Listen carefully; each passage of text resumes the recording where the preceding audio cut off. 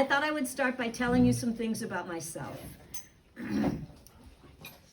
I'll start with the fact that I can't cook.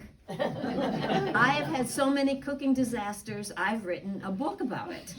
My issues with cooking started at a very early age, at age 9. My best friend Vicky came over to spend the night, and the next morning my mom told us we could get up and make breakfast for the family and use her brand new Betty Crocker waffle iron. This was big stuff for us. So Vicky and I got up the next morning in our pajamas and we got down to the kitchen. We were going to cook for the whole family. My mother had laid out all the ingredients. Now, I had never tried to make waffles before, but I'd watched her make them before. So she had everything out there on the sink and the big yellow bowl. Remember the big yellow bowls? So we mixed the things together, and there was a bottle of something left over. We didn't know what it was, so we added something to the mixture because it was left on the sink, so we needed to add it. We added a little bit more to it, and we poured the mixture into the waffle iron. As the waffles heated up, the maple syrup turned to glue and stuck the two sides of the waffle iron together. So we had cornflakes that morning for breakfast. Then there was the time I made whipped cream. It didn't come out right, obviously. It turned hard in the container, and my family was teasing me about it. It was whipped cream. My granddad, though, was spending the night with us, so he got up and he came to my defense.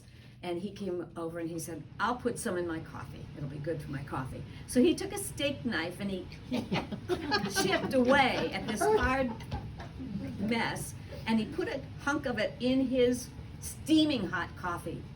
And it never did melt. Then there was the time in high school when I made my date some brownies. He came to pick me up. I gave him a brownie and his front tooth broke off.